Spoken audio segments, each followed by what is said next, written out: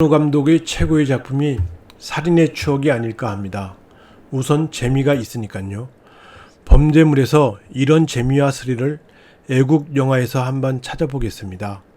이번에 소개할 작품은 봉준호 감독의 살인의 추억과 박찬욱 감독의 올드보이 향기가 나는 2010년 아카데미 최우수 애국어 영화상을 수상한 아르헨티나 영화 엘 시크레토 비밀의 눈동자입니다.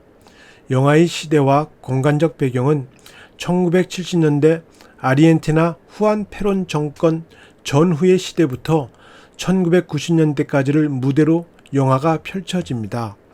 봉준호 감독의 살인의 추억이 1980년대에서 미제 살인 사건으로 기억될 때까지였으니까 비록 시간과 공간이 다를지라도 그 정권이 갖고 있는 공기의 흐름은 비슷하지 않을까 생각이 듭니다.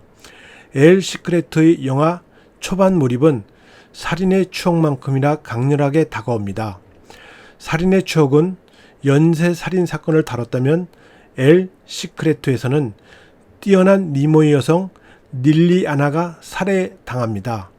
여기서 피해자의 남편 모랄레스를 기억해둘 필요가 있습니다. 영화 후반부 반전에 커다란 역할을 합니다. 남편 모랄레스는 아내를 자신의 목숨만큼이나 사랑하는 인물로 묘사됩니다. 영화 초반부에는 모랄레스가 살인범을 찾는 노력 덕분에 사건의 단서를 찾게 됩니다. 영화를 보시면 영화 제목에 붙은 부제 비밀의 눈동자 이유를 알게 됩니다. 아르헨티나 영화가 우리에게 익숙하지는 않지만 스페인 언어를 사용하기 때문에 라틴어를 사용하는 나라에는 모두 먹히는 영화입니다. 넷플릭스 보시면 의외로 스페인 언어 영화들이 많습니다. 특히 범죄물 영화가 많은데요. 그 완성도가 탄탄한 것이 이루 말할 수 없습니다. 영화 엘 시크레토는 범인을 잡으려는 남편 모렐레스의 노력에 감동받은 검사 이렌과 검사보 벤자민이 범인을 잡아서 종신형 판결을 받게 됩니다. 그런데 여기서 놀라운 반전이 일어납니다. 종신형을 받은 범인이 곧바로 풀려나는 겁니다. 그 이유가 어이가 없는데요. 하지만 충분히 가능합니다. 후안 페론 정권과의 시대적 관계와 밀접한 관계가 있습니다. 당시 아르헨티나에 반정부군이 있었나 봅니다.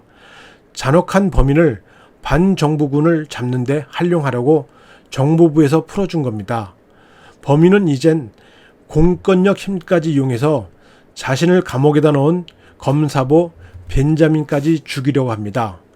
벤자민은 범인을 피해서 시골로 숨어들게 됩니다. 영화 엘 시크레토 비밀의 눈동자의 주인공은 검사보 벤자민입니다. 벤자민은 살인의 추억 송강호를 보시면 됩니다.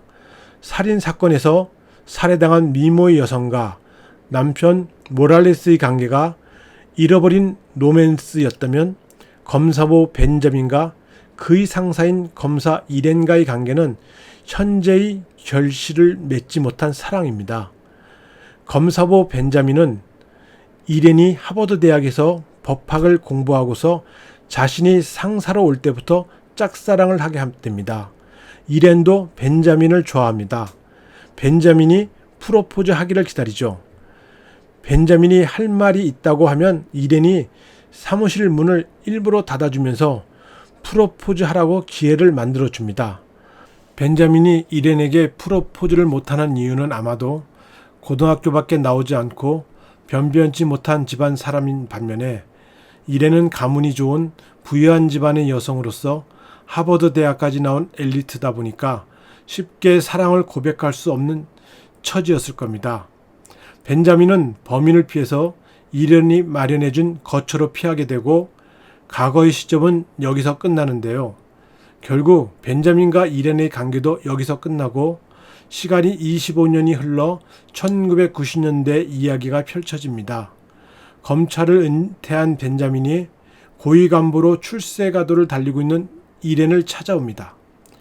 이 장면에서 벤자민과 이렌의 사랑이 이루어지지 않았고 각자 다른 사람과 결혼을 하고 현재는 둘 모두 독신인 상태인 것을 알게 됩니다. 벤자민은 25년 전 살인사건인 모랄레스 이야기를 소설로 쓰고 싶다면서 사건 자료를 달라고 일행에게 부탁을 합니다.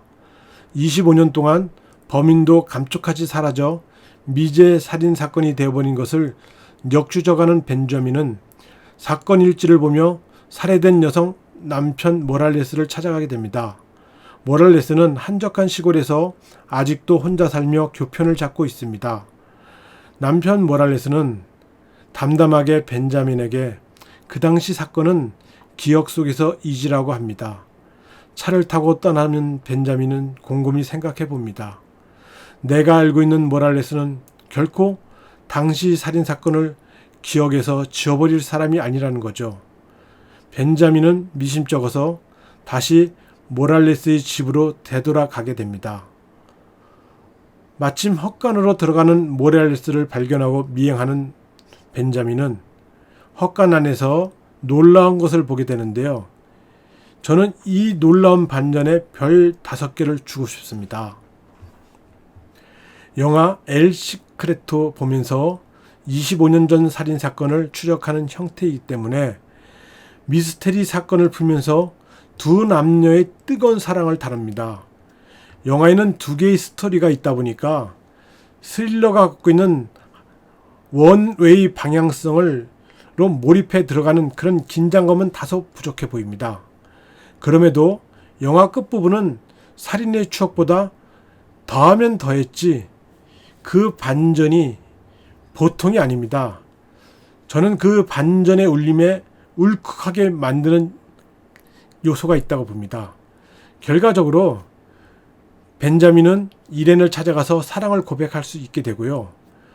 스릴러 영화가 갖고 있는 스릴과 서스펜스가 다소 부족할지는 모르겠지만 이 영화에 빠져들면 스릴러에서 느끼는 그 스릴보다 더한 감동이 밀려온다는 것을 느끼게 될 것입니다.